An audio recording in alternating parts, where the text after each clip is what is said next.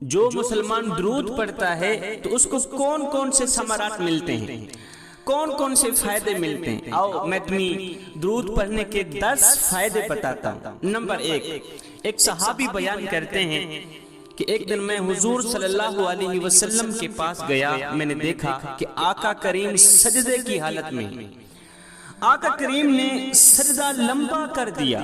کافی دیر بعد جب سجدے سے فارغ ہو کر سلام پھیرا تو میں نے کہا یا رسول اللہ صلی اللہ علیہ وسلم، آپ نے اتنا لمبا سجدہ کیوں کیا؟ سجدے کو لمبا کرنے کی وجہ دریافت کی تو آقا کریم صلی اللہ علیہ وسلم نے فرمایا، صحابی ابھی تھوڑی دیر پہلے جبریل میرے پاس آئے تھے، جبریل نے اللہ کا سلام دیا اور ساتھ میں کہا یا رسول اللہ، آپ کی امت کا کوئی بھی شخص جب درود شریف پڑھتا ہے، کوئی بھی شخص مسلمان ہو، کلمہ پڑھنے والا ہو، جب وہ درود شریف پڑھتا ہے تو میں خود جبریل اس کی مغفرت کے لیے دعا کرتا ہوں۔ سبحان اللہ۔ آپ کی امت کا کوئی بھی شخص جب آپ کو سلام کرتا ہے تو میں خود جبریل اسے سلام کرتا ہوں۔ وہ جبریل نبیوں، رسولوں، پیغمبروں کے پاس وحی لے کر آنے والا جبریل، جس کا تمام فرشتوں سے اعلیٰ مقام ہے، اعلیٰ مقام رکھنے والے فرشتے جبریل یہ کہہ رہے ہیں، آقا جو بھی شخص درود شریف پڑھے گا آپ کی ذات پر، آپ کو سلام کرے گا تو میں خود جبریل اس کی مغفرت کے لیے دعا کروں گا۔ مجھے بتاؤ، جس کی مغفرت کے لیے حضرت جبریل علیہ السلام خود دعا کریں تو کیا خیال ہے جبریل کی دعا اللہ تعالیٰ رد کرے گا؟ ہرگز نہیں کرے گا۔ یا رسول اللہ، کوئی شرابی ہوگا تو میں یہ دعا کروں گا یا اللہ اسے شراب سے بچا لے۔ یا رسول اللہ، اگر کوئی زانی آپ کو سلام پیش کرے گا، اگر کوئی زانی آپ کی ذات مبارکات پر درود شریف کا نذرانہ پیش کرے گا تو میں خود جبریل دعا کروں گا یا اللہ اسے زنا سے بچا لے۔ یا رسول اللہ، کوئی گنہگار، بدکار، سیاہکار، خطاکار، اللہ کا نافرمان آپ کو سلام پیش کرے گا، آپ کی ذات مبارکات پر درود شریف کا نذرانہ پیش کرے گا تو میں خود جبریل دعا کروں گا یا اللہ اسے توبہ کی توفیق عطا فرما۔ اسے اللہ تعالیٰ توبہ کی توفیق دے گا، میں اس کی مغفرت کے لیے دعا کروں گا۔ دوسرا فائدہ، اللہ کے رسول نے فرمایا کہ اللہ تعالیٰ نے کچھ فرشتوں کو مقرر کر رکھا ہے، ان کی ڈیوٹی لگا رکھی ہے۔ ان کی ڈیوٹی یہ ہے کہ صبح سے لے کر شام تک 24 گھنٹے وہ یہ کام کرتے ہیں کہ کوئی بھی میرا امتی جو میری ذات پر درود شریف پڑھتا ہے تو وہ فرشتے بڑے ہی ادب و احترام کے ساتھ وہ درود شریف میرے پاس لے کر آ کر کہتے ہیں کہ یا رسول اللہ، یہ فلاں آپ کے امتی نے آپ کو تحفہ بھیجا ہے، قبول کریں۔ تو میں وہ تحفہ قبول کرتا ہوں۔ اللہ اکبر۔ جبریل کہنے لگے، جو شخص صبح شام آپ کی ذات پر درود شریف کا نذرانہ پیش کرتا رہتا ہے، درود پڑھتا رہتا ہے، تو ایک وہ مقام بھی آتا ہے جب اللہ فرماتا ہے فَاذْكُرُونِي أَذْكُرُكُمْ، اے میرے بندے اب تو میرا ذکر زمین پہ بیٹھ کے کر، میں تیرا ذکر عرش بنی پہ بیٹھ کے کرتا ہوں۔ یا اللہ، درود تو آقا کریم کی ذات مبارکات پر بھیجا، تو درود کو بھی اپنا ذکر سمجھ رہا ہے، کیوں نہیں سمجھ رہا؟ میرے مصطفیٰ کا ذکر صرف مصطفیٰ کا ذکر نہیں، وہ بھی میں خدا کا ذکر ہے۔ جس نے مصطفیٰ کریم کی ذات پر درود پڑھا وہ یہ سمجھے کہ میں نے خدا کی حمد بیان کی، خدا کا ذکر کیا ہے۔ اللہ تعالیٰ نے نماز پڑھنے کا حکم ہمیں تو دیا ہے، خود نہیں پڑھ۔ اللہ تعالیٰ نے رکوع کرنے کا حکم، سجدے کرنے کا حکم، زکوٰۃ دینے کا، کلمہ پڑھنے کا، ہر نیک کام کرنے کا حکم ہمیں تو دیا ہے، خود نہیں کرتا۔ یا اللہ، نماز پڑھیں ہم، روزہ رکھیں ہم، حج کریں ہم، زکوٰۃ دیں ہم، سارے کام ہم ہی کرتے ہیں، تو بھی کچھ کرتا ہے یا نہیں کرتا؟ میرا اللہ فرماتا ہے میرے بندے میں کیوں نہیں کچھ کرتا؟ ان اللہ و ملائکتہ یصلون علی النبی یا ایھا الذین آمنوا صلوا علیہ وسلموا تسلیما۔ اے میرے بندے، میں تو صبح سویر نبی نبی کرتا ہوں، میں صبح بھی نبی نبی کرتا ہوں، میں تو شام کو بھی نبی نبی کرتا ہوں۔ اللہ اکبر۔ میں تو ہر وقت اپنے محبوب کی ذات پر سلام کرتا رہتا ہوں، درود پڑھتا رہتا ہوں، میں کیوں نہیں کچھ کرتا؟ ایک شخص فوت ہوا، جب فوت ہوا تو لوگ اس کو غسل دینے لگے۔ غسال نے غور کیا کہ اس کے لب ہل رہے تھے، مر گیا ہے، جسم سے جان نکل گئی، روح نکل گئی، ہل بھی نہیں سکتا، ہاتھ بھی کام نہیں کر رہے، پاؤں بھی کام نہیں کر رہے، لیکن اس کے لب ہل رہے ہیں۔ غسال نے دیکھا، دیکھ کر حیران رہ گیا۔ خیر اس کی قبر کھودی گئی، جب اس کی تدفین کرنے لگے لوگ دیکھ کر حیران رہ گئے کہ اس کی قبر میں نور ہی نور تھا، گلاب کے پھول اگے ہوئے تھے جن کی خوشبو سے قبر میں عطر پھیلا ہوا، نور ہی نور، ایسے لگتا تھا جسے جنت کی تمام کھڑکیاں کھول دی گئیں، دائیں بائیں جنت کی کھڑکیاں کھول دی گئیں، قبر جنت کے باغوں میں سے باغ بنی پڑی۔ لوگوں نے دیکھا، دیکھ کر حیران رہ گئے کہ آخر یہ شخص کون سا ایسا نیک عمل کیا کرتا تھا جس کی بدولت آج اس کو اتنی بڑی جزا مل گئی۔ خیر اس کی تدفین کرنے کے بعد لوگ اس کے گھر آئے، اس کے گھر والوں سے پوچھا کہ آخر یہ شخص کون سا کام کیا کرتا تھا۔ اس کے گھر والوں نے کہا اور کاموں کا تو ہمیں پتہ نہیں، ایک پتہ ہے کہ وہ صبح سے شام تک ہر وقت درود شریف پڑھتا رہتا تھا۔ اللہ اکبر، ایک ہی کام کرتا تھا، تسبیح ہاتھ میں ہوتی تھی، درود پہ درود پڑھتا چلا جا رہا ہے۔ ہائے درود پڑھتا پڑھتا اس نے زندگی گزاری، مرا ہے تو درود پڑھتے پڑھتے، آج مر گیا ہے، جسم میں روح نہیں رہی، جان نہیں رہی، لیکن اس کے لب ہل رہے ہیں۔ آقا کریم نے فرمایا جو بھی شخص جس حال میں زندگی گزارے گا اسی حال میں مرے گا، اور جس حال میں مرے گا قبر میں بھی اسی حال میں کھڑا کیا جائے گا، اور جس حال میں زندگی گزارے گا کل قیامت کے دن بھی اسی حال میں کھڑا کیا جائے گا، اللہ کے سامنے اسی حالت میں کھڑا کیا جائے گا جس حالت میں اس نے زندگی گزاری۔ اب درود شریف پڑھتا پڑھتا وہ مرا تھا، قبر میں اٹھایا گیا بھی درود پڑھتے پڑھتے، قیامت کے دن بھی درود پڑھتے پڑھتے اٹھایا جائے گا۔ رسول اللہ صلی اللہ علیہ وسلم نے فرمایا جو شخص صبح کے وقت 10 مرتبہ درود پڑھتا ہے اور شام کے وقت 10 مرتبہ درود پڑھتا ہے، فرمایا قسم ہے مجھے رب ذوالجلال کی، قیامت کا دن ہوگا، نفسا نفسی کا عالم ہوگا، فرمایا اللہ کے سامنے میں اس بندے کا نام لے کے اس کی سفارش کراؤں گا۔ قیامت کا دن نفسا نفسی کا عالم، جب ہر بندہ ہائے ہائے کی پکار پکار رہا، آدم علیہ السلام نفسی نفسی، شیش علیہ السلام نفسی نفسی، موسیٰ علیہ السلام نفسی نفسی، عیسیٰ علیہ السلام نفسی نفسی، ہر نبی ہر امتی نفسی نفسی، ہائے ہائے کی پکار پکار رہا۔ لیکن جو شخص میری ذات پر دنیا میں درود پڑھتا تھا، زندگی میں درود پڑھتا تھا، میں اللہ کے سامنے اس کا نام لے کے اس کی سفارش کروں گا، اور وہ میرے ساتھ اس طرح ہوگا جس طرح یہ دونوں انگلیاں ایک دوسرے کے ساتھ ملی ہوئی۔ حضرت سیدنا علی المرتضیٰ شیر خدا کرم اللہ وجہ الکریم کے پاس ایک شخص ہے، کہنے لگا حضرت غریب ہوں، کھانے کو کچھ نہیں، پینے کو کچھ نہیں ہے، کاسا اٹھانے میں مجبور ہو گیا ہوں، بھیک مانگنے پہ مجبور ہو گیا ہوں، صبح کو کھاتا ہوں شام کے لیے نہیں ہوتی، شام کو کھاتا ہوں صبح کے لیے نہیں ہوتی، امیری کا جنازہ نکل گیا، غربت عروج پر آ گئی، سکون کا جنازہ نکل گیا، دکھ عروج پر آ گئے، کوئی ایسا وظیفہ بتائیں، کوئی ایسا عمل بتائیں جس کو پڑھ کے میں امیر بن جاؤں، بادشاہ بن جاؤں، مالا مال بن جاؤں۔ حضرت علی نے فرمایا پھر اگر یہ حالت ہے تو صبح سے شام تک درود شریف پڑھا۔ اس شخص نے ایسے کیا، اس نے ایک کلہاڑی خریدی اور ایک رسی خریدی، صبح درود پڑھتا پڑھتا جنگل میں چلا جاتا، لکڑیاں کاٹتا، رسی سے باندھ کر شام کو درود پڑھتا پڑھتا بازار میں بیچتا۔ اس کا یہ کاروبار چمک گیا، درود کے صدقے اس کا یہ بزنس چمک گیا۔ ایک دن آیا وہ مالا مال بن گیا، بہت بڑا امیر بن گیا، تاجر بن گیا۔ اب جو بھی شخص اس سے پوچھتا کہ آخر کس وجہ سے، کون سے عمل کی وجہ سے تو اتنا بڑا امیر بنا ہے کم دنوں میں، تو وہ شخص بڑی فخر سے کہتا اگر تم بھی میری طرح کے امیر بننا چاہتے ہو تو پھر صبح سے لے کر شام تک درود شریف پڑھا کرو۔ آقا کریم علیہ السلام کی ذات مبارکہ، رسول اللہ صلی اللہ علیہ وسلم نے فرمایا صحابہ لیلۃ القدر میں یہ دعا ضرور پڑھا کرو۔ یا رسول اللہ کون سی دعا؟ میرے نبی نے فرمایا اللہم انکا تحب العفو فاعف عنا، اللہ تو ہی معافی کو پسند کرتا ہے، سراپا معافی ہے اور تو ہی ہمیں معاف کر دے، ہمیں معاف کرنے والا تو ہی ہے، ہمارے گناہوں کو بخشنے والا تو ہی ہے، مالک تو ہمیں معاف کر دے۔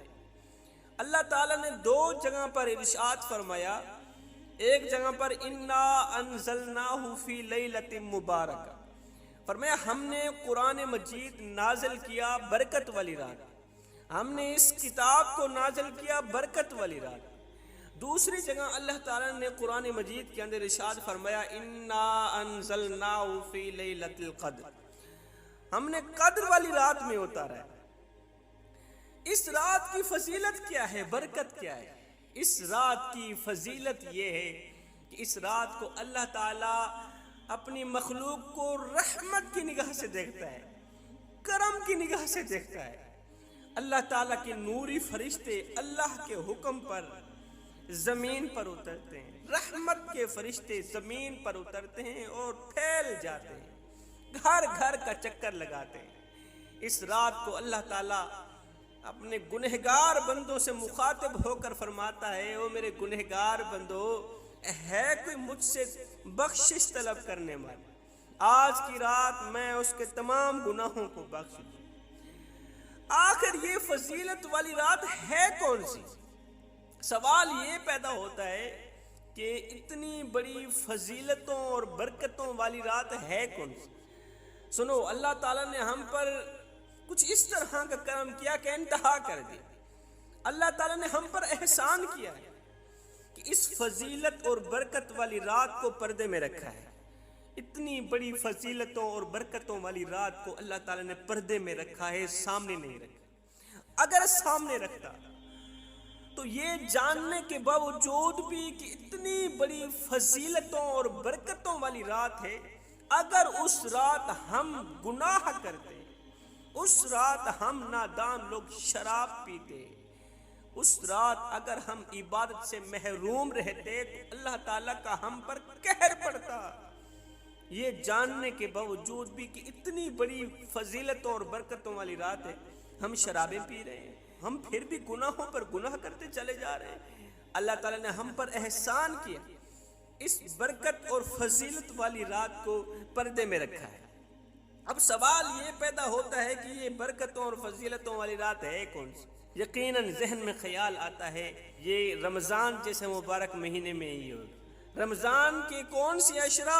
آخری عشرہ میں ہو۔ آخری عشرہ کی کون کون سی راتوں میں؟ یقیناً تاک راتوں میں ہو۔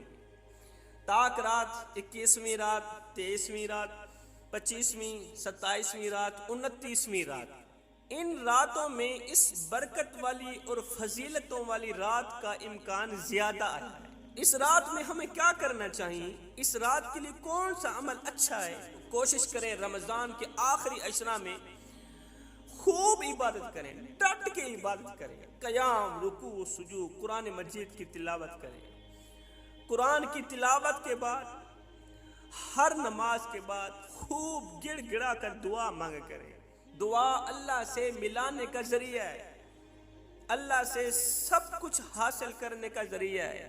مظلوم کی بد دعا سے ڈرو، مظلوم کی بد دعا خدا کے عرش کو ہلا دیتی ہے۔ خدا کا عرش کتنا مضبوط ہے، خدا کا عرش کتنا طاقتور ہے، مگر سنو، مظلوم کی دعا ہو، بد دعا ہو، خدا کے عرش کو بھی ہلا دیتی ہے۔ اللہ نے دعا میں اتنی طاقت رکھی ہے۔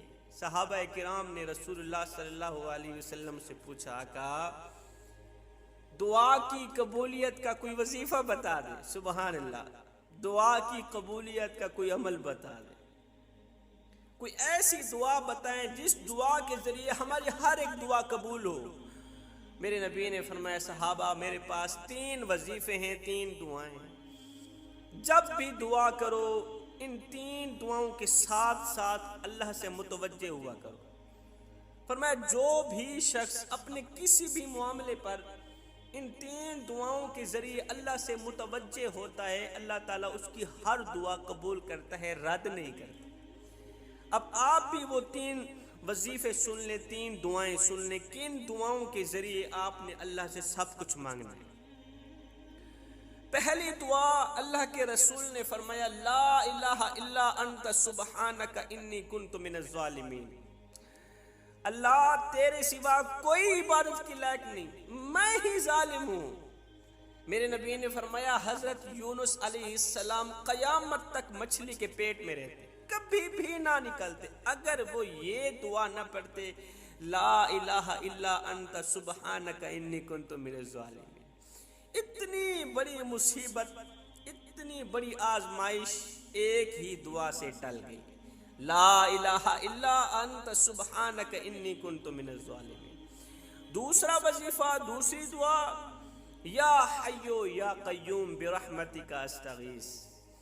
میرے نبی پر جب بھی کوئی پریشانی آتی، جب بھی کوئی مصیبت آتی، تو میرے نبی ان الفاظوں کے ساتھ اللہ سے دعا کرتے، مالک میں تیری رحمت کے ذریعے تیری مدد کا سوال ہوں، تیری رحمت کے ذریعے یا حیو یا قیوم برحمتک استغیث پڑھتے ہوئے، جس کا ترجمہ یہ ہے، اے زندہ اور ہر چیز کو تھامنے والے رب، ہر چیز کو تھامنے والے رب، میں تجھ سے تیری رحمت کے ذریعے سوال کرتا ہوں، میری مدد فرما۔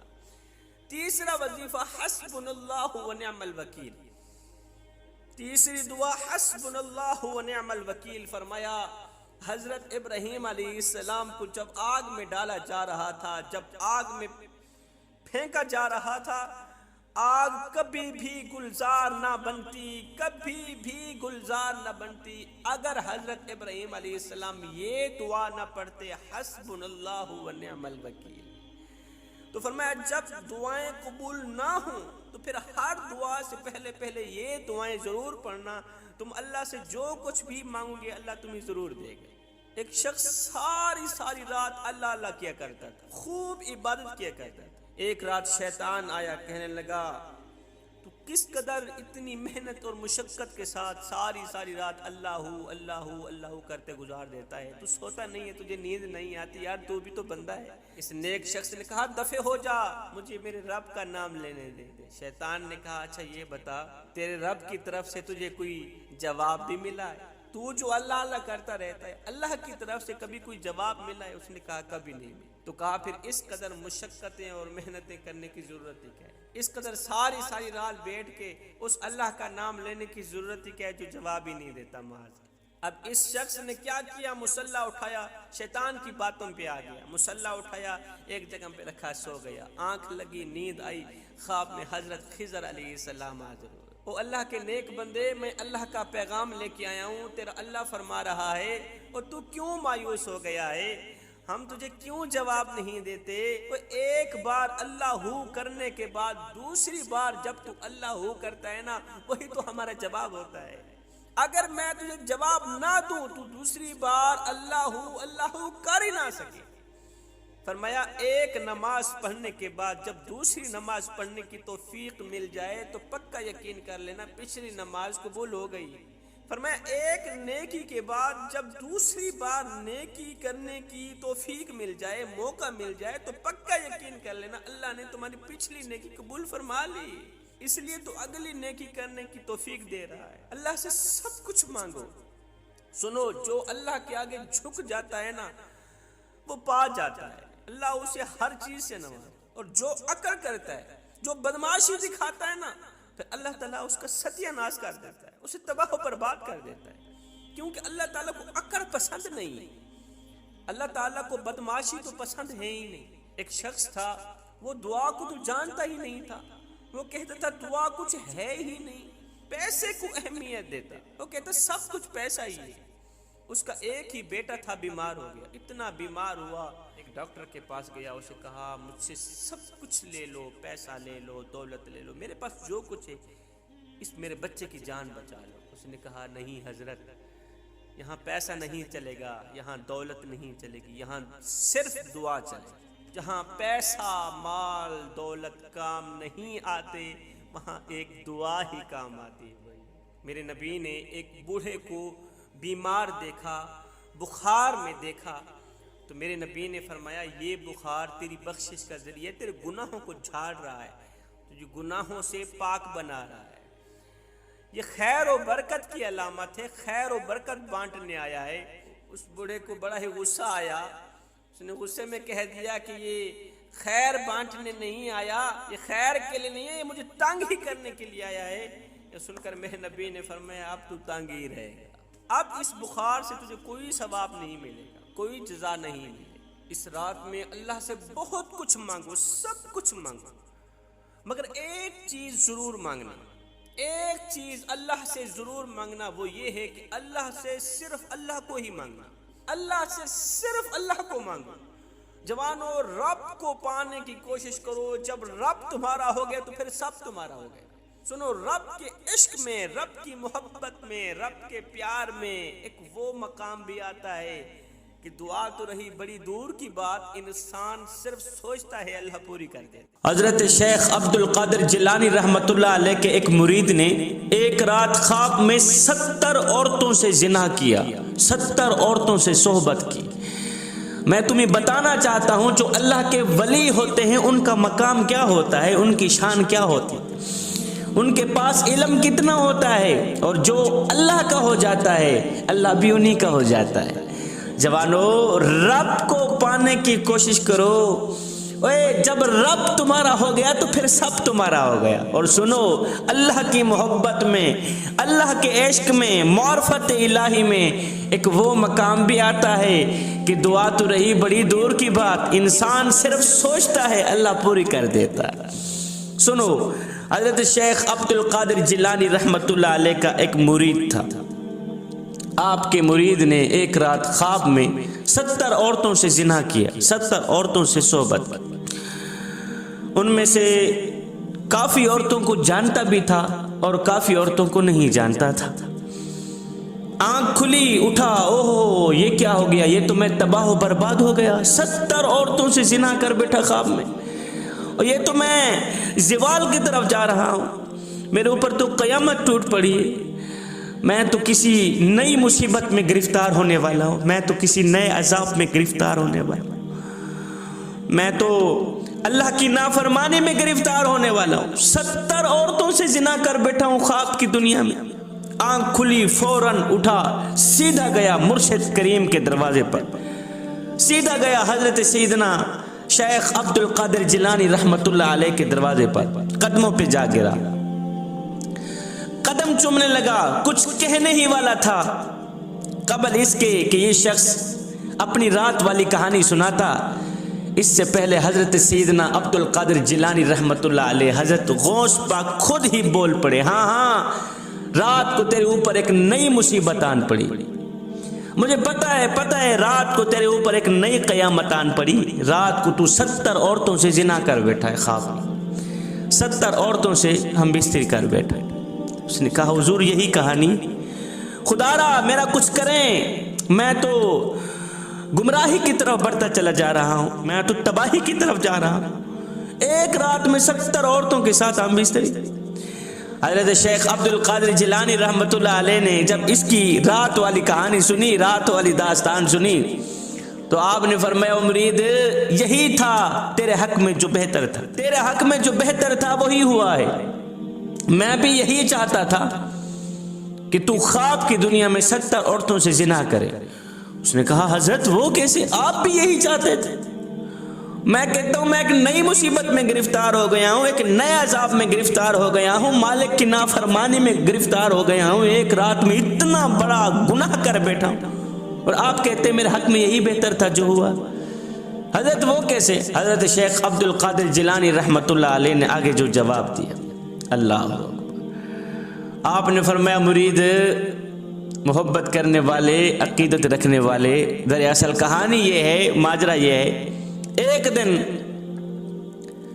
میں مناجات کے دوران میری نظر لوح محفوظ پر پڑی، اللہ سے مناجات کے درمیان میری نظر لوح محفوظ پر پڑی، تو میں نے دیکھا کہ میرا ایک مرید ایک ہی رات میں 70 عورتوں سے زنا کرے گا۔ وہ کوئی اور مرید نہیں تھا، وہ تیرا ہی نام لکھا ہوا تھا، لوح محفوظ پر تیرا ہی نام لکھا ہوا تھا کہ تو ایک رات میں 70 عورتوں سے زنا کرے، ایک ہی رات میں 70 عورتوں سے صحبت کرے۔ جب میں نے تیرا نام لکھا دیکھا تو میں پریشان سا ہو گیا کہ ہو میرا مرید غوث اعظم سے عقیدت رکھنے والا ہو، سید سے عقیدت رکھنے والا ہو، اور ایک رات میں 70 عورتوں سے زنا کر کے جائے سیدھا جہنم میں، یہ مجھ سے گوارا نہیں ہوتا۔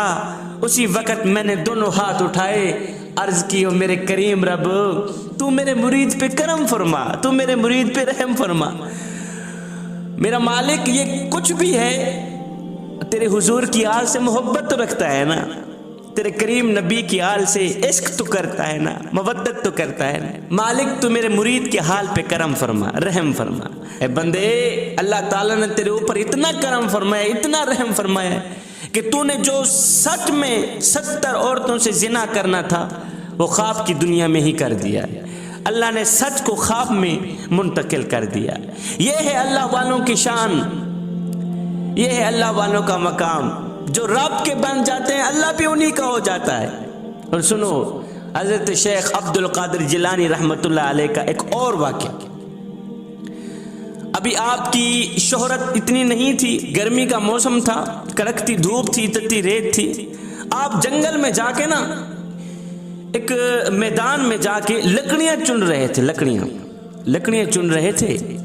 گرمی کا موسم تھا، پسینہ ہی پسینہ، لکڑیاں چن رہے ہیں، کڑکتی دھوپ ہے، تتی ریت ہے، لکڑیاں چن رہے ہیں۔ تو ایک مولوی صاحب ساتھ سے گزرے۔ مولوی صاحب نے گزرتے ہوئے کہا، میاں تیرا رب کون ہے؟ تیرا رب کون ہے؟ آپ نے فرمایا، اچھا تو مجھ سے پوچھ رہا ہے کہ میرا رب کون ہے؟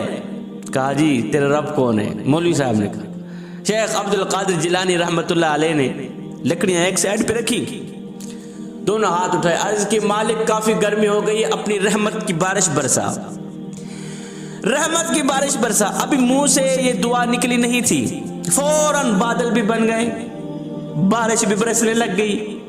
تھوڑی دیر کے لیے بارش برسی ہی تھی کہ آپ نے دونوں ہاتھ اٹھائے، عرض کی مالک اب بارش روک دے، ختم کر دے، بس اتنی ہی کافی ہے آج کے لیے۔ جیسے ہی بارش رکی تو آپ نے حضرت شیخ عبد القادر جیلانی رحمۃ اللہ علیہ نے لکڑیاں اٹھائی، اپنے سر پہ رکھی، یہ کہتے ہوئے چلے گئے، مولوی صاحب تو نے کہا تھا کہ تیرا رب کون ہے؟ مولوی صاحب دیکھ، میرا رب وہی ہے جس نے یہ کام کر دکھایا ہے، میرا رب وہی ہے جس نے میری دعا قبول فرمائی ہے، میرا رب وہی ہے جس نے میرے کہنے پر، بندے کے کہنے پر، اپنے غلام کے کہنے پر بارش برسائی بھی ہے اور روک بھی دی ہے، میرا رب وہی۔ ایک دفعہ کا ذکر ہے کہ حضرت شیخ عبد القادر جیلانی رحمۃ اللہ علیہ اپنے شہر بغداد سے اچانک غائب ہو گئے، اچانک غائب ہو گئے۔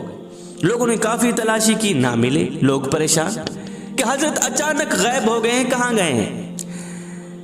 ایک شخص نے کہا، یار میں نے حضرت کو دریائے دجلہ کے کنارے پر دیکھا ہے۔ جیسے ہی انہوں نے خبر سنی کہ حضرت تو دریائے دجلہ کے کنارے پر ہیں تو سارے لوگ اٹھ کھڑے ہوئے، دریائے دجلہ کے کنارے امڑ۔ جیسے ہی دریائے دجلہ کا کنارہ لوگوں سے بھر گیا تو لوگوں نے اپنی نظروں سے دیکھا، اپنی آنکھوں سے دیکھا کہ حضرت شیخ عبد القادر جیلانی، حضرت غوث اعظم پانی کے اوپر چلتے ہوئے ہجوم کی طرف آ رہے ہیں، پانی کے اوپر چلتے ہوئے عوام کی طرف آ رہے ہیں۔ لوگوں نے دیکھا، حیران رہ گئے، حیران کن واقعہ تھا، حیران کن کہانی تھی، حیران کن منظر تھا۔ لوگوں نے دیکھا، حیران رہ گئے، دیکھ ہی رہے تھے کہ آپ حضرت شیخ عبد القادر جیلانی رحمۃ اللہ علیہ پانی کے اوپر چلتے آ رہے ہیں اور ہزاروں کی تعداد میں مچھلیاں آپ کے پاؤں چوم رہی ہیں، آپ کے پیر چوم رہی ہیں۔ حضرت شیخ عبد القادر جیلانی رحمۃ اللہ علیہ پیر چوم رہی ہیں۔ لوگوں نے اپنی آنکھوں سے دیکھا۔